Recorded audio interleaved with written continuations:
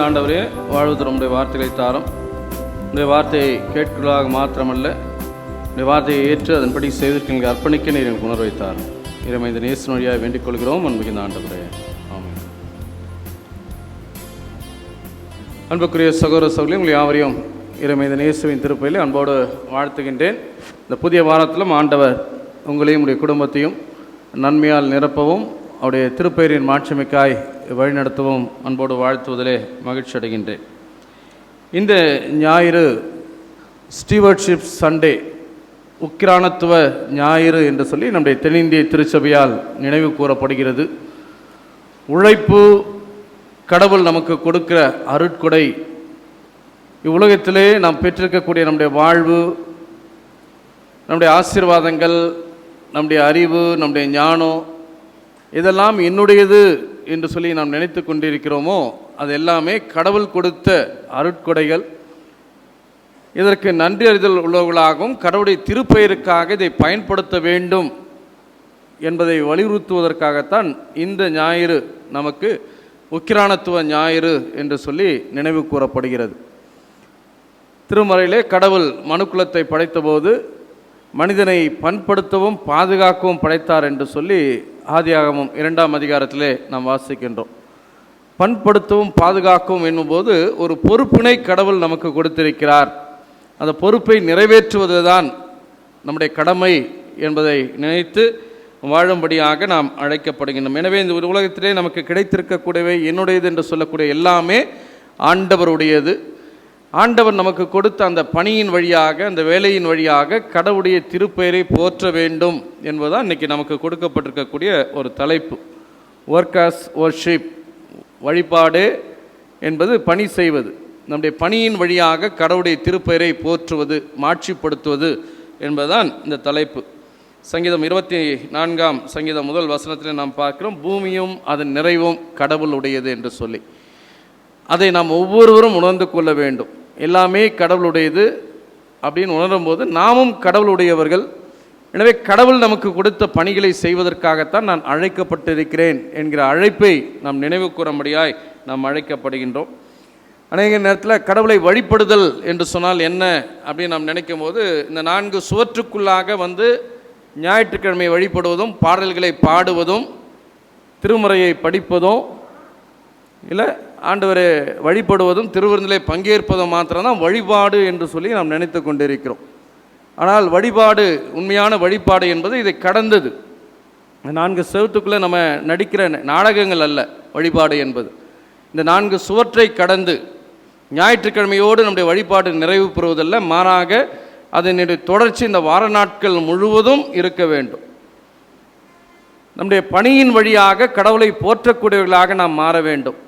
அதனால தான் தமிழில் அந்த காலத்தில் செய்யும் தொழிலே தெய்வம் என்று சொல்வார்கள்.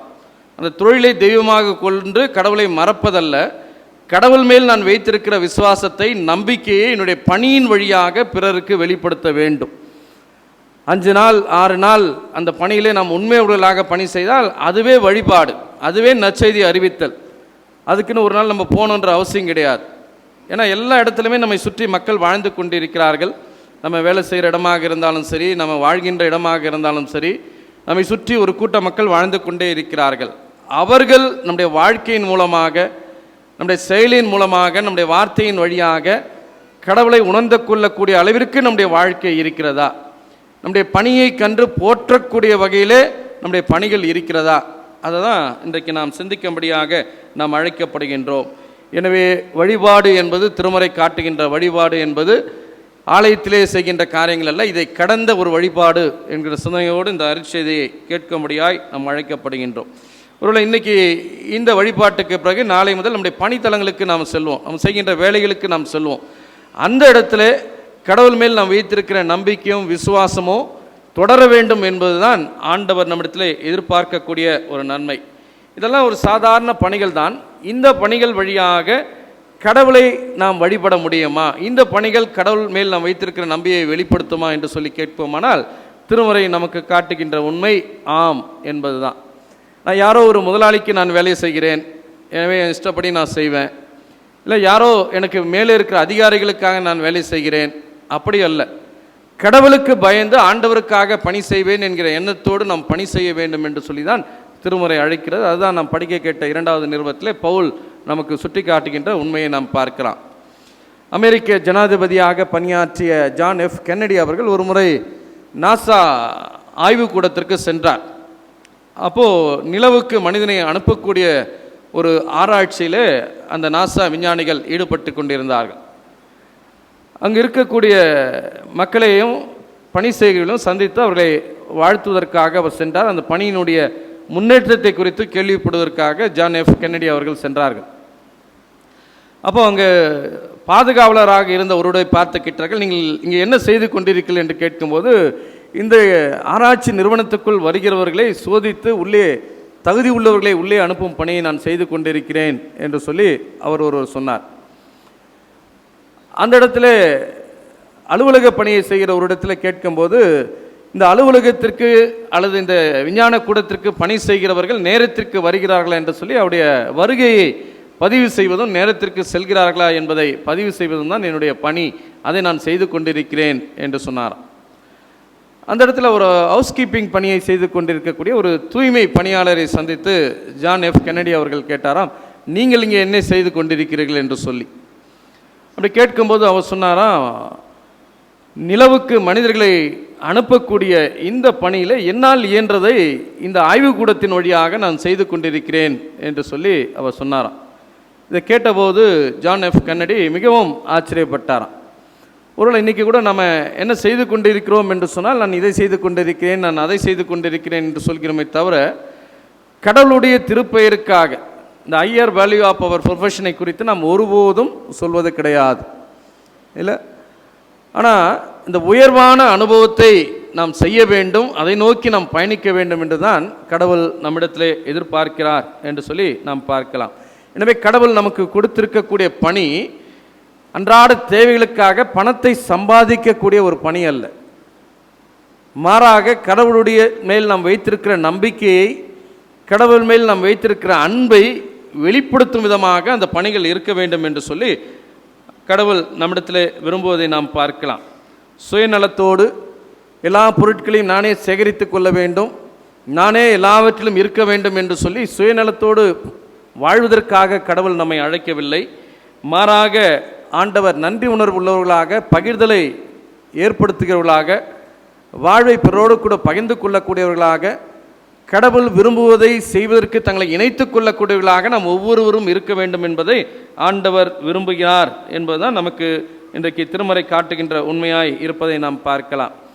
எனவே நாம் ஒவ்வொருவரும் கடவுள் எனக்கு கொடுத்த பணிகளிலே, என்னுடைய வியாபாரங்களிலே, இல்லை ஆண்டவருடைய திருப்பணிகளிலே உண்மை உள்ளவனாக நான் பணி செய்து கொண்டு இருக்கிறேனா, என்னுடைய பணியை, நான் செய்கின்ற வேலையை, என்னுடைய வியாபாரத்தை பார்க்கிறவர்கள் நான் உண்மையான கிறிஸ்தவன் என்பதை அறிந்து கொள்ளத்தக்க வகையில் என்னுடைய வாழ்வு அமைந்திருக்கிறதா, அதை சிந்திக்கும்படியாய் நம் ஒவ்வொருவரும் அழைக்கப்படுகின்றோம். நம் படிக்க கேட்ட திருமறை பகுதிகளும் அதை தான் நமக்கு சுட்டி காட்டுவதை நாம் பார்க்கலாம்.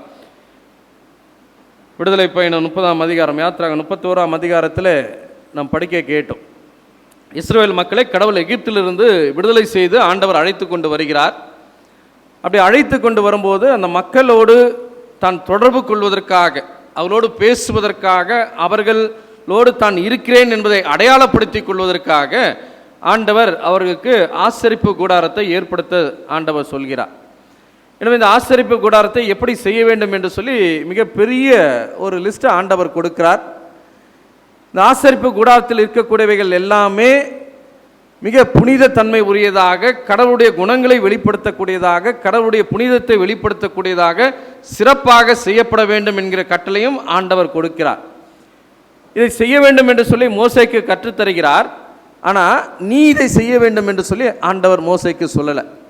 மாறாக கடவுள் பெத்சபேலையும் அகோலிப்பாவையும் தெரிந்து கொண்டு அவர்கள் இதை செய்ய வேண்டும் என்று சொல்லி ஆண்டவர் கட்டளை கொடுக்கிறார். இல்லை, வேதத்தில் நீங்கள் பார்த்தீங்கன்னா ஆண்டவர் சொல்கிறாரு 3ஆம் வசனத்தில், ஞானம், அறிவு கூர்மை, அனுபவம், தொழில்திறமை அனைத்தும் அவனுக்கு உண்டாகுமாறு நான் அவனை தூய ஆவியினால் நிரப்பி இருக்கிறேன், கடவுளுடைய ஆவியினால் நிரப்பி இருக்கிறேன் என்று சொல்லி ஆண்டவர் சொல்லுகிறார். முதலாக கடவுளுடைய தூய ஆவியால் ஒருவர் எதற்கு நிரப்பப்பட்டிருக்கிறார் என்று சொன்னால், பிரசங்கிப்பதற்காக அல்ல, தீர்க்க தரிசன வார்த்தைகளை அறிவிப்பதற்காக அல்ல, மாறாக இந்த கடவுளுடைய பணியை, இல்லை ஒரு ரொம்ப நம்ம லாங்குவேஜ் சொன்னால் ஒரு கார்பெண்டர் செய்யக்கூடிய பணியை செய்வதற்காக தூய ஆவியினால் அவர் ஆட்கொள்ளப்பட்டிருக்கிறார், தூய ஆவியினால் அவர் பலப்படுத்தப்பட்டிருக்கிறார். அதுதான் இந்த இடத்துல நாம் பார்க்கிறோம். அப்போ எந்த பணியும் கடவுளுக்கு முன்பாக சாதாரண ஒரு பணி அல்ல, எல்லா பணிகளை செய்வதற்கான ஆற்றலை, ஞானத்தை கடவுள் கொடுக்கிறார். அப்போ கடவுள் தான் என் வேலையை செய்வதற்கான ஞானத்தை கொடுக்கிறார், ஆற்றலை கொடுக்கிறார் என்று சொல்லி நாம் விசுவாசிப்போமானால், அந்த பணியை கடவுளுடைய மகிமைக்காக, கடவுளுடைய மாட்சிமைக்காக செய்வதற்காக நாம் அழைக்கப்படுகின்றோம். அதுதான் இந்த ஒரு குறிப்பிட்ட பகுதியிலே நாம் பார்க்கலாம் இல்லையா? ஞானம் உள்ளோரின் அனைவரின் உள்ளத்திலும் நானே ஞானம் அருளி உள்ளதால் அவர்கள் நான் உனக்கு கட்டளையிட்டபடி அனைத்தையும் செய்வர். இல்லை எனக்கு ஞானம் இருக்கிறது, எனக்கு அறிவு இருக்கிறது, எனக்கு பணம் இருக்கிறது என்று சொல்லி நாம் சொல்லுவோமானால், இதை எனக்கு கொடுத்தவர் ஆண்டவர் என்கிற சிந்தனை நமக்கு வேண்டும். எனவே இதன் வழியாக இதை கொடுத்த ஆண்டவருடைய திருப்பெயரின் மாட்சிமைக்காக நான் பணி செய்ய வேண்டும் என்கிற எண்ணம் நம்ம ஒவ்வொருவருக்கும் இருக்க வேண்டும் என்று சொல்லி நாம் எதிர்பார்க்கப்படுகின்றோம். அதுதான் பெத்சபேலுக்கும் ஒகோலிகோப்புக்கும் இருந்தது. அந்த பண்புகள் நம்மிடத்தில் இன்றைக்கு இருக்கிறதா இல்லையா? நம் செய்கின்ற பணி கடவுள் எனக்கு கொடுத்த பணி என்கிற நிச்சயத்தோடு, நம்பிக்கையோடு, கடவுளுடைய பெயரை என்னுடைய பணியின் வழியாக போற்ற வேண்டும் என்கிற எண்ணத்தோடு நாம் செய்து கொண்டிருக்கிறோமா என்று சொல்லி நாம் அழைக்கப்படுகின்றோம். இதுதான் இன்றைக்கு இந்த குறிப்பிட்ட திருமறை பகுதி நம்மிடத்தில் கேட்கிற கேள்வி.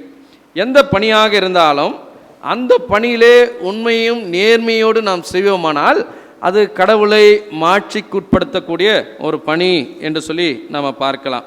இல்லை, ஒருவேளை நம்ம ஒரு மருத்துவராக இருக்கலாம், ஒரு ஆசிரியராக இருக்கலாம், ஒரு தூய்மை பணியாளராக இருக்கலாம், ஒரு வாகனத்தை ஓட்டுகின்றவராக இருக்கலாம், வியாபாரம் செய்கிறவர்களாக நாம் இருக்கலாம், இல்லை ஒரு ஆயராக, இல்லை ஒரு நற்செய்தி பணியாளராக, இல்லை இந்த உலகில் இருக்கக்கூடிய பல அரசு பணிகளை செய்யக்கூடியவராக, ஒரு ஐடி ப்ரொஃபஷனலாக, ஒரு என்ஜினியராக இருக்கலாம். எந்த பணியை வேண்டுமானாலும் நாம் செய்யலாம். ஆனால் அந்த பணியிலே கடவுளை மாட்சிப்படுத்தக்கூடிய அளவிற்கு அந்த பணியிலே உண்மை உள்ளவனாக நான் இருக்கிறேனா? என்னுடைய பணியை பார்க்கிறவர்கள் நான் ஒரு கிறிஸ்தவன் என்பதை உணர்ந்து கொள்ளக்கூடிய அளவிற்கு என்னுடைய பணி இருக்கிறதா? அதை நாம் சிந்திக்கும்படியாக நாம் அழைக்கப்படுகின்றோம். எந்த பணியும் கடவுளுக்கு முன்பாக தாழ்மையான ஒரு பணி அல்ல, இல்லையா? கடவுள் இந்த 4 சுவற்றுக்குள்ளாக ஆலயத்தில் நாம் எப்படி இருக்கிறோம் என்பதை குறித்து கவலைப்படுகிற ஆண்டவராக அல்ல, மற்ற நாட்களிலே நம்முடைய பணியிலே நாம் எப்படி உண்மையுள்ளவர்களாக இருக்கிறோம் என்பதை குறித்து கவலைப்படுகின்ற ஆண்டவராக நாம் இருக்கிறார், இல்லையா? இங்கே நான் கிறிஸ்தவர்கள், அதில் தெரியும், இந்த இடத்துல நம்ம உப்பாக இருக்கிறோம், எல்லாருக்கும் தெரியும். ஆனால் வெளியே போனால் நம்ம இங்கே கிறிஸ்தவர்களாக இருக்கிறீர்களா? வெளியே போனால் இந்த உலகத்திற்கு ஒப்பாக இருக்கிறீர்களா? வெளியே போன நீங்கள் இந்த உலகத்திற்கு ஒளியாக இருக்கிறீர்களா? அதை குறித்து ஆண்டவர் கவலைப்படுகிறவராக இருக்கிறார். அதனால தான் ஆண்டவர் சொல்கிறார் இல்லையா, ஒரு விளக்கு கொளுத்தி யாரும் அந்த மரக்காலால் என்ன பண்ண மாட்டாங்க, மூடி வைக்க மாட்டாங்க. அப்போ நம்முடைய பக்தியும் நம்முடைய விசுவாசமும் இந்த 4 சுவற்றுக்குள்ளாக இருக்கக்கூடாது. அதுதான் ஆண்டவர் சொல்கிறார். அதை மூடி வைக்க மாட்டார்கள். உன்னிடத்தில் விசுவாசம் இருந்தால் உன்னுடைய பணியிலே நீ உண்மை உள்ளவன் என்பதை வெளிப்படுத்து. உன்னிடத்தில் விசுவாசம் இருந்தால் உன்னுடைய வியாபாரத்திலே நீ உண்மை உள்ளவன் என்பதை வெளிப்படுத்து. உன்னிடத்தில் விசுவாசம் இருந்தால் நீ அரசுக்கு கீழ்ப்படுவதிலே உன்னுடைய உண்மையை நீ வெளிப்படுத்து. இல்லை பிறருக்கும் உனக்கும் இருக்கக்கூடிய உறவிலே உன்னை வெளிப்படுத்து. உனக்கு கொடுக்கப்பட்ட பணியை நேர்மையோடும் நேரத்தோடும் செய்வதிலே ஆண்டவர் மேல் வைத்திருக்கிற விசுவாசத்தை நீ வெளிப்படுத்த வேண்டும் என்று சொல்லி ஆண்டவர் நம்மிடத்திலே எதிர்பார்ப்பதை நாம் பார்க்கலாம். இரண்டாவது நம்ம படிக்க கேட்ட கொலோசியர் 3ஆம் அதிகாரம் 22லேருந்து 25ஆம் வசனத்தில் எக்ஸலன்ஸ் இஸ் கிறிஸ்டியன் வர்ஷிப் என்று சொல்லி சொல்லப்பட்டிருக்கிறது. சிறந்திருப்பது தான் ஆண்டவருடைய பணி. கிறிஸ்தவ பணியாளர்கள் அல்லது ஒரு கிறிஸ்தவனாக நான் செய்கிற பணியிலே மற்றவர்களை காட்டிலும் நான் சிறந்திருக்க வேண்டும் என்று சொல்லி கடவுள் விரும்புவதை நாம் பார்க்கலாம். அதுதான் இந்த இடத்துல அப்போஸ்தலனாகிய பவுல் ரோம நகரத்தில் இருக்கக்கூடிய அந்த கொலோசே பட்டணத்துக்கு, அந்த திருச்சபைக்கு அவர் எழுதுகிறார். ரோம ஆட்சி காலத்திலே அடிமைகளை வைத்திருப்பது சட்டப்பூர்வமாக அங்கீகரிக்கப்பட்ட ஒன்றாக இருந்தது. அதனால் எல்லா அந்த பண்ணையாளர்களும் அடிமைகளை வைத்து பணி செய்வதிலே வழக்கமாக இருந்தது. அப்படி அவங்க பணி செய்யும்போது அவங்க என்ன நினச்சாங்கன்னா, நான் யாருக்காக இந்த பணி செய்கிறேன் என்று சொல்லி அவங்க நினைக்கும் போது இதை என்னுடைய எஜமானுக்காக அந்த பணியை செய்கிறேன் என்று சொல்லி நினைத்தார்கள். அதனால் அந்த பணியை எஜமான் பார்க்கும்போது சிறப்பாக செய்வதற்கு முயற்சி செய்தார்கள். எஜமான் இல்லாத போது அந்த பணியை செய்வதில் அதிக அக்கறை அந்த மக்கள் காட்டவில்லை இல்லையா? பொதுவாக நம்ம பார்த்திங்கன்னா ஒரு ஸ்கூலுக்கு இன்ஸ்பெக்ஷனுக்கு டிஓ வராரு அப்படின்னு சொன்னாங்கன்னா ஸ்கூல் கேம்பஸ் எப்படி ஆகிடும்? தூய்மையாக மாறிடும் இல்லையா? பிள்ளைங்களெல்லாம் நீட்டாக யூனிஃபார்ம் போட்டு வர சொல்லுவோம் இல்லையா? போர்டெல்லாம் அழகாக மாறிடும் இல்லையா? நம்ம கூட அந்த மாதிரி சில செய்கிறோம். யாராவது வராங்கன்னா அதுக்கு ஒரு வேஷம் போடுறதுக்கு கற்றுக்குறோம் இல்லையா? இல்லை ஒரு ஆய்வு பணிக்காக ஒரு ஆஃபீஸரோ கலெக்டரோ வராங்கன்னா அந்த வளாகமே தூய்மையாய் மாறிவிடும், எல்லாவற்றையும் க்ளீன் பண்ண ஆரம்பிச்சிடும். ஆனால் சாதாரணமாக இருக்கும்போது அதை குறித்து நம்ம என்ன பண்ணுறதில்ல, கவலைப்படுவது கிடையாது. சில இடங்களுக்கு போனோன்னா ஐரோப்பா கண்ட்ரியில் செல்ஃப் ஷாப்னு வைப்பாங்க, நம்ம செல்ஃப் சர்வீஸ்னு வைக்கிறோம். பணம் கொடுத்து டோக்கன் வாங்கினா அதுக்கப்புறம் நமக்கு தேவையானது வாங்கிக்கலாம். ஆனால் அங்கே பார்த்திங்கன்னா சில ஷாப்ஸில் யாருமே இருக்க மாட்டாங்க, பொருட்கள் இருக்கும், அதனுடைய விலை குறிக்கப்பட்டிருக்கும். அந்த குறிப்பிட்ட பணத்தை போட்டுவிட்டு நீங்கள் அந்த பொருட்களை எடுத்து செல்லலாம், வேறு யாரும் நம்மளை கண்காணிக்க மாட்டாங்க. நம்ம ஊரில் வச்சா என்ன ஆகும்? பாக்கெட்டில் இருக்கிறதே எடுத்துடுறான். நம்ம பேக் அங்கே வச்சுட்டு இங்கே வந்து என்ன பண்ண முடியல, நம்மளால் என்ன பண்ண முடியல, ஷோம் பண்ண முடியல. செல்ஃபோனையும் பர்ஸையும் கையில் எடுத்துகிட்டு வந்தால் திருவிருந்தே நம்ம பங்கு பெற நிலையில் நம்முடைய வாழ்க்கை இருக்கிறது இல்லை? இவ்வளோ உண்மை இல்லாத உலகத்தில் தான் நம்ம என்ன பண்ணிகிட்ருக்கோம், வாழ்ந்து கொண்டிருக்கிறோம். அப்போ இந்த உண்மை இல்லாத இந்த உலகத்திலே ஒரு கிறிஸ்தவனாக இல்லை, பாருங்கள் நம்ம எல்லாம் கிறிஸ்தவங்க தான், ஆனால் நமக்கே என்ன பண்ணல, நம்ம மேலே யார் மேலேயும் நம்பிக்கை இல்லை. இங்கே வச்சுட்டு வந்து எடுத்துகிட்டு போயிடுவாங்களோ இல்லை, அப்படியேப்பட்டவங்களும் நம்ம இங்கே இருக்கிறோம். அதனால தான் யாராலையும் தைரியமாக ஒருத்தரை நம்பி சில காரியங்களையும் நாம் செய்ய முடிவது கிடையாது. ஆனால் இந்த இடத்துல கடவுள் மேல் வைத்த நம்பிக்கையில் அந்த கிறிஸ்தவ தன்மையை நாம் வெளிப்படுத்த வேண்டும் என்று சொல்லி ஆண்டவர் எதிர்பார்க்கிறார். அங்கெல்லாம் பார்த்திங்கன்னா நம்ம சொல்கிறோம் கிறிஸ்தவம் குறைந்துட்டு வருதுன்னு, ஆனால் கிறிஸ்தவின் தன்மைகளை அவர்கள் ஏற்றுக்கொண்டார்கள், கிறிஸ்தவின் சாரத்தோடு வாழ கற்றுக்கொண்டார்கள். அதனால் வழிபாடு தேவையில்லைன்னு அவங்க நினைக்கலாம் இல்லையா? சிக்னலே இல்லைன்னா கூட என்ன பண்ணுறாங்கன்னா, யாருமே இல்லைன்னா கூட சிக்னல் இருந்தால் நிற்கிறாங்க. நம்ம எப்படி, நம்முடைய வாழ்க்கை எப்படி இருக்கிறது இல்லை? இதை தான் இந்த இடத்துல பவுல் சொல்கிறார். சில நேரத்தில் நம்ம மனிதர்களுக்காக, என் உயர் அதிகாரிகளுக்காக, என்னுடைய மேற்பார்வையாளருக்காக, நான் வேலை செய்கின்ற நிர்வாகத்திற்காக வேலை செய்கிறோம் என்று சொல்லி நாம் நினைக்கக்கூடாது. நாம் செய்கிற ஒவ்வொரு வேலையும் கடவுளுக்காக நான் செய்கிறேன் என்று சொல்லி நாம் செய்ய வேண்டும் என்று சொல்லி இந்த இடத்துல பவுல் கற்றுத்தருகிறார். அதனால தான் அடிமைகளே, இவ்வுலகில் உள்ள உங்கள் தலைவர்களுக்கு முற்றிலும் கீழ்ப்படியுங்கள், மனிதர்களுக்கு உகந்தவர்களாக மாறு வேலை செய்வதாக காட்டிக்கொள்ளாமல் இல்லையா? சில நேரத்தில் மனுஷனுக்காக, மனுஷன் முன்னாடி இல்லை வேலை செய்கிற மாதிரி காட்டிக்கணும்னு நம்ம நினைக்கிறோம். அதுதான் இந்த இடத்துல பவுல் கண்டிக்கிறார். ஆண்டவருக்கு பயந்து முழு மனதோடு வேலை செய்யுங்கள். யாருமே என்னை பார்க்கலனாலும் கடவுளுக்காக நான் உண்மையோடு பணி செய்ய வேண்டும், அதை நாங்கள் செய்யுங்க. அதுதான் பவுல் கூட்டி தருகிறார். நீங்கள் செய்கின்ற அனைத்து வேலைகளையும் இல்லையா, மனிதர்களுக்காக அல்ல ஆண்டவருக்காகவே செய்கிறீர்கள் என்பதை உணர்ந்து உளமாற செய்ய வேண்டும், முழு மனதோடு செய்ய வேண்டும். நீங்கள் செய்கிற அனைத்து பணிகளையும், எந்த பணி, வெறும் ஊழியத்தை மாத்திரம் இல்லை, வெறும் பைபிள் வாசிக்கிறது மாத்திரம் இல்லை, வெறும் ஜெபம் பண்ணுறது மாத்திரம் இல்லை, இந்த ஆலயத்தில் இருக்கிறது மாத்திரம் இல்லை, அதிலே நம்ம உண்மையாக இருக்கிறது இல்லை, அது வேறு விஷயம். ஆனால் மற்ற எல்லா காரியங்களும் நம்ம உண்மை உள்ளாக இருக்க வேண்டும் என்று சொல்லி அவர் எதிர்பார்க்கிறார். எல்லா வேலைகளையும் இல்லையா, கடையில் நான் வாங்குகிற ஒரு பொருள் முதற்கொண்டு இல்லை, மற்றவரோடு எனக்கு இருக்கக்கூடிய உறவு முறை கொண்டு இல்லை, நான் வேலை செய்த சில பாஸ்டேட்டில் வந்து சொல்லுவாங்க, ஐயா என்னிடத்தில் என்ன பண்ணாங்க, நான் இந்த மாதிரி உங்கள் சர்ச் மெம்பர், இவர் வீட்டில் நான் வாடகைக்கு இருக்கிறேன், காலி பண்ணி 2 மாதம் ஆச்சியா, வாங்கின அட்வான்ஸ் என்ன பண்ண மாட்டேங்கிறாரு,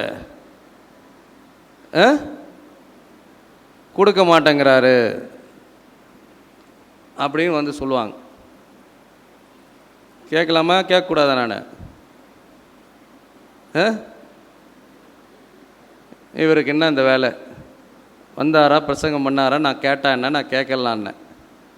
ஒரு கிறிஸ்தவர் அல்லாதவருக்கு தெரியுது, என்ன தெரியுது, ஒரு கிறிஸ்தவன் தவறு செய்தால், ஒரு கிறிஸ்தவன் ஏமாற்றப்படும் போது, என்னை ஏமாற்றிட்டா அந்த திருச்சபை சார்ந்திருக்கிற திருச்சபையினுடைய ஆயரிடத்திலே சென்றால் அவர் சொல்லுவார், இவன் கீழ்ப்படிவான் அப்படின்ட்டு அவங்களுக்கு தெரியுது. ஆனால் நம்ம என்ன கேட்குறோம், நீங்கள் யாரும் என்ன கேட்குறது? நான் ஏமாற்றுவேன், சர்ச்சிலையும் ஏமாற்றுவேன், எப்படி வேணா வாழ்வேன், யார் என்ன கேட்குறது? இல்லை தொடர்ந்து வரும். ஐயா கடன் வாங்கினாரு, கொடுக்குற நேரம் கொடுக்கல, ஐயா அவங்க ஜெபம் பண்ணி என்ன அழிச்சிறேன்னு சொல்கிறாருயா. இல்லை அவங்களுக்கு இருக்கிற விசுவாசத்தை பாருங்கள். கிறிஸ்தவர்கள் அல்லாதவர்கள் வந்து கம்ப்ளைண்ட் பண்ணுறவங்கெல்லாம் அப்போ என்ன ஒரு நம்பிக்கை இருக்கிறது என்று சொன்னால், இவங்களை வழிநடத்துகிற ஆயிரத்துல சொன்னால் இவங்க கேட்பாங்க அப்படின்னு ஒரு நம்பிக்கை இருக்குது. ஆனால் அவங்க என்ன நினைக்கிறாங்க, ஆலயத்துக்குள்ளே மாத்திரம் தான் நீங்கள் என்ன கேட்கணும், மற்ற நாள் நான் எப்படி வேணால் யாரை வேணால் ஏமாற்றுவேன், யாரை வேணால் பணத்தை பிடுங்குவேன், திருடுவேன், ஏமாற்றுவேன், பொய் சொல்லுவேன், அதை நீங்கள் என்ன பண்ணக்கூடாது, கேட்கக்கூடாது. இதுதான் இன்றைக்கி கிறிஸ்தவருடைய நிலை. ஆனால் புற இன மக்கள் என்று நாம் சொல்லுகிறோமே, அவங்க நம்மை குறித்து என்ன நினைக்கிறாங்க பாருங்கள். இதுதான் பவுல் அன்றைக்கு நினைவுபடுத்துகிறார். அனைத்து வேலைகளையும் மனிதர்களுக்காக அல்ல, மனுஷனுக்காக செய்தனால்தான் இங்கே ஒரு மாதிரி இருக்கிறோம், வெளியே ஒரு மாதிரி இருக்கிறோம், இன்னொரு இடத்துல ஒரு மாதிரி இருக்கிறோம். இல்லை நம்ம ஊழியம்ஸ் போகிற இடத்துல வேறு மாதிரி காமிச்சிக்கிறோம் முகத்தை. ஆனால் எல்லா இடத்துலையுமே ஆண்டவர் நம்மை பார்த்து கொண்டிருக்கிறார் என்ற சிந்தனை நமக்கு வேண்டும். ஆலயத்திலும் நம்மை பார்க்கிற ஆண்டவர் தான் வெளியும் நம்ம பார்க்கிறார். நான் செய்கிற வேலையில் என்னை பார்க்கிறார், நான் செய்கிற வியாபாரத்தில் என்னை பார்க்கிறார். இல்லை இது எது உண்மை? அப்போது யாருக்காக நம்ம செய்கிறோன்னா மனிதனுக்காக செய்வதற்காக நம்ம முயற்சி செய்கிறோம். அதனால தான் பவுல் சொல்கிறாரு, மனிதர்களுக்காக செய்யாமல் கடவுளுக்காக உங்களுடைய பணிகளை நீங்கள் செய்யுங்கள். இல்லை ஒரு கிறிஸ்தவ ஆசிரியர் டெய்லி என்ன பண்ணுறாங்க, 10:30 மணிக்கு தான் வராங்கன்னு வந்து சொல்கிறாங்க. போய் என்ன பண்ண முடியும், கேட்க முடியுமா? கேட்க முடியாது. டெய்லி 3 மணிக்கு போயிடுறாங்கய்யா. இதுதான் கிறிஸ்தவ சாட்சி உலகத்தை குறித்து. இல்லை இங்கே வந்து பைபிள் படிக்கிறதுக்கும் இங்கே வந்து நான் பிரசங்கம் பண்ணுறதுக்கும் ரொம்ப ஈஸி. இங்கே வந்து ஜெபம் பண்ணுறதும் அதான் பக்தின்னு நினைக்கிறோம். அதனால் அதை நிறைவேற்றிட்டா போதும்னு நினைக்கிறோம். ஆனால் அது உண்மையான பக்தி அல்ல. வெளியே நாம் எப்படி வாழ்ந்து கொண்டிருக்கிறோம், கடவுள் உனக்கு கொடுத்த அந்த வேலையிலே சரியான நேரத்திற்கு சென்று சரியான பணியை செய்து சரியான நேரத்திற்கு அதை நிறைவு செய்வதற்கு நாம் முயற்சி செய்கிறோமா? அந்த பணியிலே என்னை பார்க்கிறவர்கள் நான் கடவுளுடைய பிள்ளை என்பதை உணர்ந்து கொள்ளக்கூடிய அளவிற்கு என்னுடைய வாழ்க்கை இருக்கிறதா? இல்லை ஒருத்தர் ஒரு பள்ளி கல்வித்துறையிலே பணி செய்தார். ஒரு கிறிஸ்தவர் தான் அவரும். அவரை குறித்து அங்கே சொல்கிறவங்க சொல்கிறாங்க, அந்த காலர் டியூன் போட்டு வச்சுருக்கார். என்ன பாட்டு போட்டு வச்சுருக்காருன்னா, தந்தானை துதிப்போமே அப்படின்றது காலர் டியூன். அப்போ ஒரு கல்யாணத்துக்கு போனப்போ மற்றவங்க அவரை குறித்து பேசிக்கொள்கிறார்கள். பாருங்கய்யா அவர் என்ன பாட்டு பாடுறார் பாருங்க, போட்டு வச்சுக்கிறார் பார்த்துங்க. தந்தானை என்ன பண்ணுவாராம், என்ன அர்த்தம், காசு கொடுத்தா அவங்கள துதிப்பாராயா. பாட்டிலேயே அவர் யாருன்றதை சொல்கிறார். பாருங்கள், உங்களுடைய வாழ்க்கையினுடைய செயல்பாடு ஒரு பாடலை மற்றவர்கள் எப்படி புரிந்து கொள்ளும்படியாக மாற்றியிருக்கிறது. இல்லை தந்தானே என்று சொல்லுவார், எனக்கு வாழ்வு தந்த கடவுளை துதிப்போம் என்று சொல்லி தான் பாட்டு எழுதினாங்க.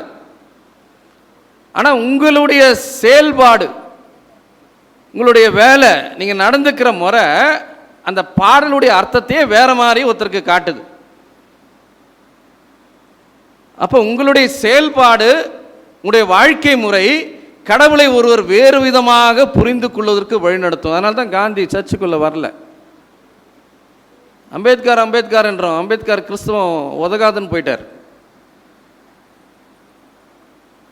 கிறிஸ்து நல்லவர் தான், கிறிஸ்தவனுக்கு அப்படி யாருமே இல்லையே, கிறிஸ்துவை சொல்வதற்கு உங்களுக்கு என்ன தகுதி இருக்கிறது என்று சொல்லி வேறு சமயத்துக்கு போயிட்டார். Doctor Radhakrishnan, Christians are ordinary people but claiming extraordinary things. சாதாரண மக்கள் பாவங்க, ஆனால் பேசுறது பார்த்தீங்கன்னா எங்கேயோ இருக்கும். அதனால் கிறிஸ்து போதும், கிறிஸ்தவம் வேண்டாம். இப்படி அநேகர் கிறிஸ்துவை ஏற்றுக்கொள்வதற்கு சபைகளும் நம்முடைய வாழ்க்கை முறையுமே பல நேரத்தில் தடைக்கல்லாக மாறி இருக்கிறது என்பதை நாம் பார்க்கலாம். அதனால தான் அவர் சொல்கிறாரு, எதை செய்தாலும் மனிதர்களுக்காக இல்லை ஆண்டவருக்காகவே செய்கிறீர்கள் என்பதை உளமாற உணர்ந்து செய்யுங்கள், அதற்கு கைமாறாக ஆண்டவர் உங்களுக்கு உரிமை பேறு அருள்வார். இந்த உலகத்திலே எதிர்பார்க்காதீங்க. இல்லை, வட இந்தியாவிலே ஐஏஎஸ் ஆஃபீஸர் பணி செய்தார். கிட்டத்தட்ட 28 ஆண்டுகள் பணி செய்த அவருக்கு 34 டிரான்ஸ்ஃபர் வந்துச்சு. எதற்காக? அவர் உண்மை உள்ளவராக இருந்தமைக்காக. கிறிஸ்தவர் இல்லை அவர். அதில் ஒரு சந்தோஷம் நமக்கு இல்லை, கிறிஸ்தவர் இல்லை. அட்ஜஸ்ட் பண்ணி வாழ தெரியல. மற்றவங்களாம் என்ன சொல்லியிருப்பாங்க, அவருக்கு என்ன தெரியல, நம்ம என்ன சொல்கிறோம், பிழைக்க தெரியல. கொஞ்சம் அட்ஜஸ்ட் பண்ணியிருந்தால் என்ன பண்ணியிருக்கலாம்,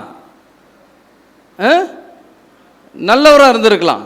கொஞ்சம் அட்ஜஸ்ட் பண்ணியிருந்தால் நல்லா வாழ்ந்திருக்கலாம். இல்லை, அது வாழ்க்கையா?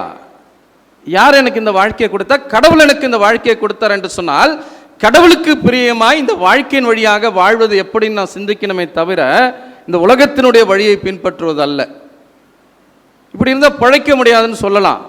ஆனால் நம்முடைய பிழைப்பு மனிதருடைய ஞானத்தில் இல்லை, மனிதருடைய அறிவில் இல்லை, கடவுளுடைய கரங்களில் இருக்கிறது. மண் உலகில் எப்படி வேண்டுமானாலும் வாழ்ந்துட்டு போகலாம். அதனால தான் ஆண்டவர் சொல்லும்போது சொல்கிறாரு, யாருக்கு பயப்பட வேண்டும்? சரீரத்தை கொன்று அதிகபட்சம் என்ன செய்வாங்க, கொலை செய்வாங்க.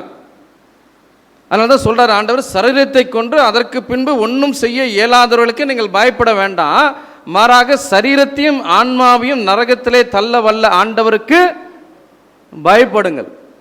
இப்போ யாருக்கு பயப்பட வேண்டும்? நம்மளை குத்துறவங்களுக்கு இல்லை, நம்மளை காயப்படுத்துறவங்களுக்கு இல்லை,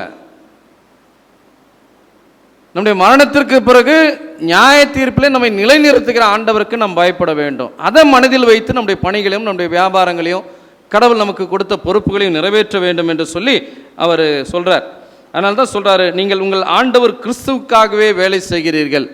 ஒவ்வொரு கிறிஸ்தவனும் நான் யாருக்காக செய்கிறேன் என்று சொன்னால், நான் செய்கிற எல்லா பணியும் கிறிஸ்துவுக்காக செய்கிறேனா அப்படியே உணர்ந்து செய்வதற்கு கற்றுக்கொள்ள வேண்டும் என்று சொல்லி நம்ம அழைக்கப்படுகின்றோம். ஏன்னா 25ஆம் வசனத்தில் நீங்கள் பார்த்தீங்கன்னா, ஏனெனில் கடவுள் என்ன பண்ணுறது இல்லையா, ஆள் பார்த்து செயல்படாத கடவுள் நேர்மை அற்றவருக்கு அவரது நேர்மையற்ற செயலுக்கு ஏற்ற பலனையே கைமாறாக அளிப்பார். நேர்மை இல்லாமல் நம்முடைய வாழ்க்கை இருக்குமானால் அதற்கேற்ற பலனை தான் ஆண்டவர் கொடுப்பார். ஏன்னா கடவுள் எதை பார்த்து செயல்படுறது இல்லையா, ஆள் பார்த்து செயல்படுவதில்லை. நம்ம ஆள் பார்த்து செயல்படுவோம். நம்ம செஞ்சால், நம்ம ஆட்கள் செஞ்சால் சரி, அடுத்தவங்க செஞ்சால் தவறு. கடவுள் அப்படி இருக்க மாட்டார். அதனால தான் பவுல் இந்த இடத்துல சொல்றாரு, ஆள் பார்த்து செயல்படாத கடவுள் நேர்மையற்றவருக்கு நேர்மையற்ற செயலுக்கேற்ப பலனை அவருக்கு பதிலாக கொடுப்பார், கைமாறாக கொடுப்பார். அப்போ இன்னைக்கு கடவுள் நமக்கு கொடுத்த அந்த பணிகளிலே எவ்வளவு உண்மை உள்ளவர்களாக நான் இருந்திருக்கிறேன், எவ்வளவு உத்தமத்தோடு நான் பணி செய்திருக்கிறேன். என்னுடைய பணியை பார்க்கிறவர்கள் கடவுளுடைய தீர்ப்பிற்கு மாற்றுண்டாகும்படியாக அந்த பணியை செய்திருப்பார்களா? இல்லை, கிறிஸ்தவ பணியால் ஒருபோதும் சோம்பேறித்தனத்திற்கும் நேர்மையற்ற வாழ்க்கைக்கும் லஞ்சம் வாங்குவதற்கும் வதந்திகளை கரப்புவதற்கும் இல்லை கவனம் இல்லாமல் பணி செய்வதற்கும் அழைக்கப்பட்டவர்கள் அல்ல. ஒரு கிறிஸ்தவ பணியாளர் எப்படி இருக்க வேண்டும் என்று சொன்னால், ஒருங்கிணைந்து நல்லிணக்கத்தோடு செயல்படுகிறவராக, நேரத்திற்கு செயல்படுகின்றவராக, உண்மையோடு நீதியோடு செயல்படுகின்றவராக, இரக்கமுள்ளவராக, தனக்கு கொடுக்கப்பட்ட பணிகளே தன்னால் இயன்ற அளவிற்கு சிறந்திருக்கக்கூடிய ஒரு இடத்தை பெறுகிறவராக அவர் இருக்க வேண்டும். அதனால உனக்கு கைக்கு நேரிடுவதை உன் முழு பலத்தோடு செய்ய வேண்டும். கவனம் இல்லாமல் இல்லை, அசட்டையா இல்லை, கடைசி நேரத்தில் இல்லை. அது கிறிஸ்தவ வாழ்க்கை அல்ல. அதை நிறைவேற்ற வேண்டும் என்று சொல்லி ஆண்டவர் நம்மிடத்தில் எதிர்பார்க்கிறார். ஒரு நர்ஸ் ஒரு மருத்துவமனையிலே பணி செய்த போனாங்க, ஒரு கிறிஸ்தவ சகோதரி. அவங்க பணி செய்கின்ற ஒவ்வொரு நாளும், ஆண்டவரே, நான் இன்றைக்கு உமக்கு செய்கின்ற இந்த பணியிலே பிறர் உன்னை விளங்கிக் கொள்ளும்படியாய் என்னுடைய பணியை ஆசீர்வதிக்க வேண்டும் என்று சொல்லி ஜெபித்து விட்டு பணி செய்வார்களாம். அவங்க செய்கிற அந்த மருத்துவமனையில் அவர்கள் செய்கிற அந்த பணி மற்றவர்களை காட்டிலும் வித்தியாசமாக இருந்தபடியினாலே அநேகர் அவர்களால் பாதிக்கப்படுகிறார்கள், அஃபெக்ட் ஆகிறாங்க. ஏன் இந்த அம்மா வித்தியாசமாக செய்கிறாங்க, ஏன் இந்த அம்மாவுடைய பணி மற்றவர்களை காட்டிலும் சிறப்பாக இருக்கிறது, அலட்சியத்தோடு இல்லாமல் மிக கவனத்தோடு தான் செய்ய வேண்டிய அந்த நோக்கத்தோடு நம்முடைய எதிர்பார்ப்பை நிறைவேற்றும் வகையில் செய்து கொண்டிருக்கிறார்கள் என்று சொல்லி அனைவரும் அவளை ஆச்சரியத்தோடு பார்த்தார்கள். நாட்கள் சில சொல்ல அவர்கள் வழியாக அநேகர் கிறிஸ்துவை ஏற்றுக்கொண்டு திருமுழுக்கு பெற்று கிறிஸ்துவர்களாக மாறினார்களாம். ஒருவேளை என்னுடைய பணியை பார்த்து, நான் சொல்கிற நற்செய்தியை பார்த்து இல்லை, என் வேலையை பார்த்து என்னை கிறிஸ்தவர் என்று அடையாளம் கொண்டு இவருடைய ஆண்டவரை நான் பின்பற்றுவேன் என்று சொல்லி யாராவது மாறி இருக்கிறாங்களா? இல்லை, செய்கிற வேலையில் நான் கிறிஸ்தவன் என்பதை என் கூட இருக்கிற உணர்ந்து கொள்ளும்படியாய் என்னுடைய பணி இருந்ததா என்று சொல்லி சிந்திக்கும்படியாய் நாம் அழைக்கப்பட்டு இருக்கிறோம். நிறைவாக நாம் படிக்க கேட்ட லூக்கா 17ஆம் அதிகாரத்தில் நம்ம செய்த பணிக்கான அந்த கைமாறை இந்த உலகத்திலேயே நாம் எதிர்பார்க்கக்கூடாது, மனிதரிடத்திலே நாம் எதிர்பார்க்கக்கூடாது, இல்லையா? அதான் இந்த இடத்துல 17ஆம் அதிகாரம் 7ஆம் வசனத்தில் ஆண்டவர் சொல்கிறார், உங்கள் பணியாளர் உழுது விட்டோ மந்தையை மேய்த்து விட்டோ வயல்வெளியிலிருந்து வரும்போது அவரிடம் நீ உடனே வந்து உணவருந்த அமரும் என்று உங்களில் எவராவது சொல்வாரா? மாறாக எனக்கு உணவு ஏற்பாடு செய்யும், உன் இடையை வரிந்து கட்டிக்கொண்டு நான் உண்டு குடிக்கும் வரை எனக்கு பணிவிடை செய்யும், அதன் பிறகு நீ உண்டு குடிக்கலாம் என்று சொல்வார் அல்லவா? இல்லையா? தாம் பணித்ததை செய்ததற்காக அவர் தம் பணியாளருக்கு நன்றி கூறுவாரா? இல்லையா? இல்லை, ஒரு எஜமான் ஒரு வேலையை சொல்கிறாரு, பணியாளர் அந்த வேலையை செய்கிறாரு, செஞ்சால் அவருக்கு நன்றி சொல்லுவோமா சொல்ல மாட்டோமா?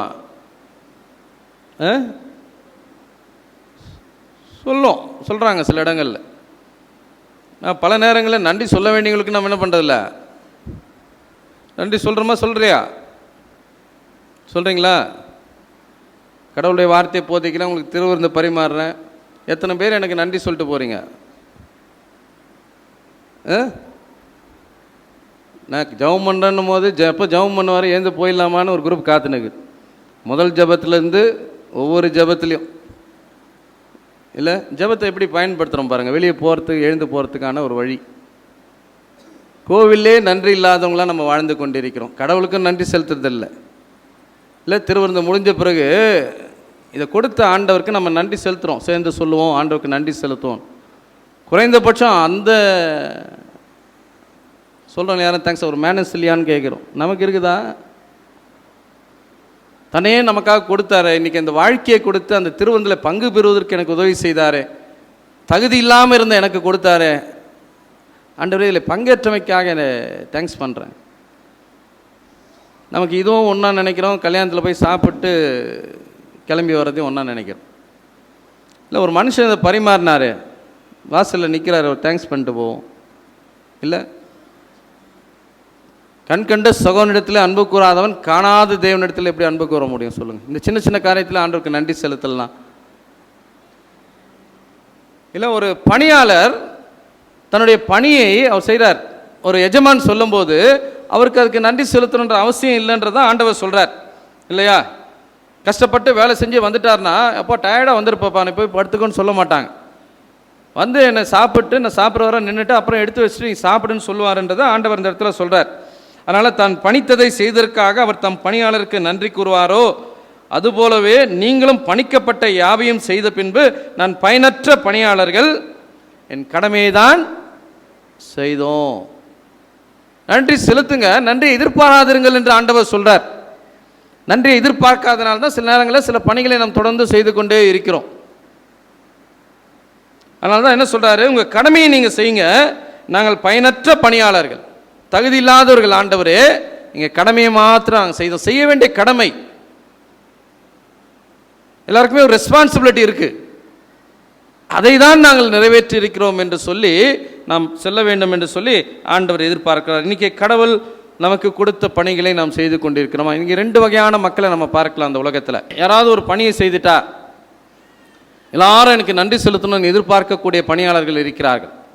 இதற்கான மகிமை எனக்கு வேண்டும், இதற்கான புகழ் எனக்கு வேண்டும் என்று சொல்லி எதிர்பார்க்கிறவர்கள் இருக்கிறார்கள்.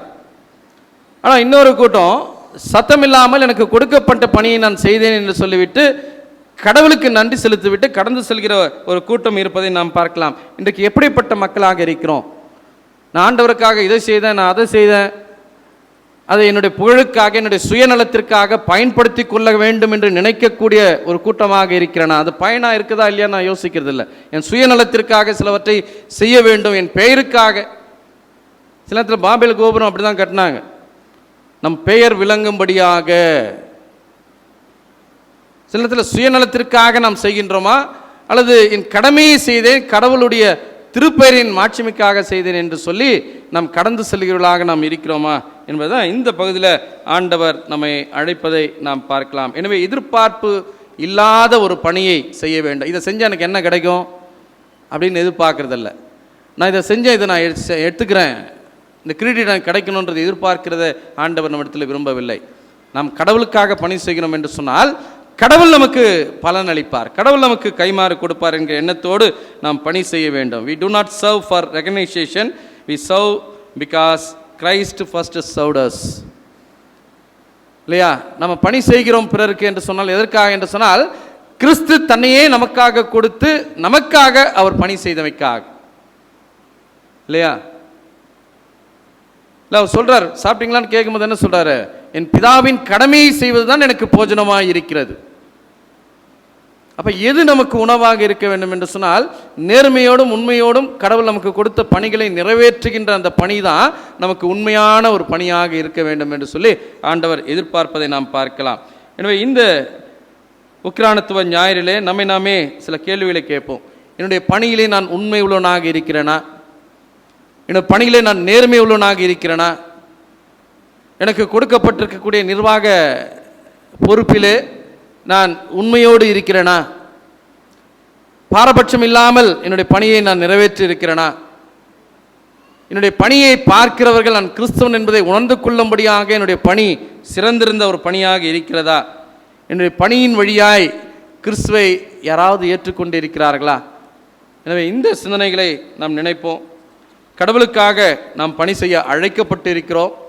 எனவே இந்த பணிக்கு நமக்கு இருக்கக்கூடிய திறமை, தாளந்து இல்லை, அதை பார்த்தவங்கள ஏமாத்துறதுக்கு இல்லை, பொய் சொல்கிறதுக்கு இல்லை, கடவுளுடைய மகிமைக்காக அதை பயன்படுத்த நீங்கள் முயற்சி செய்யுங்கள். ஆண்டவர் பெசேலுக்கும் அகோலிபாக்கும் ஆண்டவர் அளவில்லாத ஞானத்தை கொடுத்தார் அவருடைய பணியை செய்வதற்காக. இன்றைக்கி ஆண்டவர் எனக்கு கொடுத்திருக்கிறார் நீங்கள் விசுவாசிப்பீங்களானா அது உங்களுடைய பணியிலே உண்மை உள்ளவர்களாக இருப்பதற்கு, பிறரை வஞ்சிப்பதற்காக, ஏமாற்றுவதற்காக, பிறருடைய உழைப்பிலே வாழ்வதற்காக ஆண்டவர் நம்மை அழைக்கவில்லை.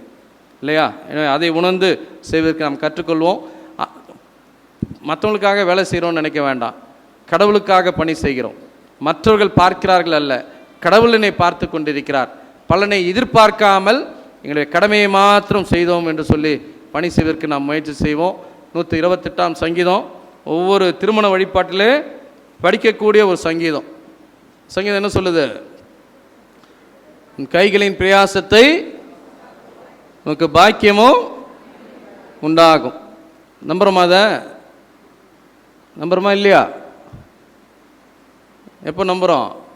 50 பவுன் 100 பவுன் டவுரி வாங்கினு மகனை கல்யாணம் பண்ணிவிட்டு உன் கைகளின் பிரயாசத்தை நீ சாப்பிடுவாயின்றோம். இப்படி தான் ஆண்டோடைய வார்த்தை நம்ம வீணிலே வழங்கி கொண்டிருக்கிறோம். இல்லை, உழைப்பு கடவுள் கொடுக்குற ஆசீர்வாதம். மனிதனை பண்படுத்தவும் பாதுகாக்கவும் ஆண்டவர் ஏதேன் தோட்டத்திலே உருவாக்கினார். பிறருடைய உழைப்பில் வாழ்வது சாபம். உன் கைகளின் பிரயாசத்தை நீ சாப்பிடுவாய், உனக்கு பாக்கியமும் நன்மையும் உண்டாக்கும். நம்முடைய பிரயாசத்தை ஆண்டவர் ஆசீர்வதிக்கும்படியாய், என் கைகளின் உழைப்பிலேயே நான் சாப்பிடும்படியாய் என் வாழ்நாள் முழுவதும் ஆண்டவரை என்னை வழிநடத்தும் என்று சொல்லி நம்முடைய பணியிலே உண்மை உள்ளவர்களாக, நேர்மை உள்ளவர்களாக நாம் வாழ்வோம். கடவுள் நம்முடைய கையின் பிரயாசத்தை ஆசீர்வதிப்பார். நம்முடைய பிரயாசம் நமக்கு மாத்திரமல்ல, நம்மை சார்ந்து இருக்கும் பயன்படும்படியாய் ஆசீர்வதிப்பார். பிறருடைய உழைப்பிலே வாழக்கூடிய பரிதாபமான வாழ்க்கை நமக்கு வேண்டாம். நம்முடைய உழைப்பிலே வாழ செய்வோம். நம்முடைய உழைப்பின் வழியாய் கடவுளை மாட்சிப்படுத்துவோம். உழைப்பின் பலனை ஆண்டவர் நிறைவாய் தருவார். ஜெபிப்போம். அன்பின் ஆண்டவரே, இந்த உக்கிரானத்துவ ஞாயிற்காக நாங்கள் நன்றி செலுத்துகிறோம். மனிதனை பண்படுத்தவும் பாதுகாக்கவும் நீர் உருவாக்கினீர். இந்த மண் உலகிலே பண்படுத்தவும் இதை பாதுகாப்பதும் எங்களுடைய நோக்கம் என்பதை உணர்ந்து வாழ்வதற்கு நீர் எங்களுக்கு உணர்வை தரும்படியாக கூட ஜெபிக்கிறோம். கிறிஸ்தவ வாழ்வு என்பது நாங்கள் பெற்றிருக்கக்கூடிய திறமையும் ஞானமும் ஆண்டவரே எங்களுடைய பணிகளை நேர்மையோடும் உண்மையோடும் உங்களுடைய திருப்பெயரின் மாட்சிமைக்கென்றும் நீர் செய்வதற்காக எங்களுக்கு கொடுத்திருக்கக்கூடிய கிருபையின் வரங்கள் என்பதை உணர்ந்து என்னுடைய பணியை நாங்கள் உண்மையோடு செய்வதற்கு நீர் எனக்கு உதவி செய்தரலாம். மனிதர்களுக்காக, என்னுடைய மேல் அதிகாரிகளுக்காக அல்ல ஆண்டவரே, மாறாக கடவுளுக்காய் என்னுடைய பணிகளை நேர்மையோடு செய்ய உணர்வை தாரும். ஆண்டவர்களை பார்த்து கொண்டிருக்கிறார் என்ற எண்ணத்தோடு பணி செய்ய நீர் எங்களுக்கு அருள் பாராட்டும். பலனை எதிர்பார்த்து பணி செய்கிறவர்களாக அல்ல, புகழுக்காக புகழ்ச்சிக்காக மனிதர்களை திருப்திப்படுத்துவதற்காக சுயநலத்திற்காக அல்ல ஆண்டவரே, எங்களுடைய கடமையை நாங்கள் செய்தோம் என்று சொல்லி எங்கள் ஆண்டவர் கற்றுக் கொடுத்ததைப் போல அப்ரோஜனமற்ற ஊழியக்காரர் நாங்கள், அப்ரோஜனமற்ற பணியாளர்கள், எங்களுக்கு கொடுத்த கடமையை மாத்திரமே செய்தோம் என்று உமக்கு முன்பாக நியாய தீர்ப்பில் நாளில் நிற்கக்கூடிய அளவிற்கு என்னுடைய பணிகளை உண்மையோடு செய்ய நீர் எங்களுக்கு உணர வைத்தார். உன் கைகளின் பிரயாசத்தை நீ சாப்பிடுவாய், உனக்கு பாக்கியமும் நன்மையும் உண்டாகும் என்று சொன்ன இந்த திருப்பாடலின் வார்த்தைகளை நம்பிக்கை கொண்டு உழைத்து உழைப்பின் வழியாய் வாழ்வதற்கு மேன்மை அடைவதற்கு நீர் எங்களுக்கு உணர வைத்தார். இறைமை இந்த நேசின் வழியாய் வேண்டிக் கொள்கிறோம் எங்கள் தாயின் தந்தையுமாய் கடவுளே.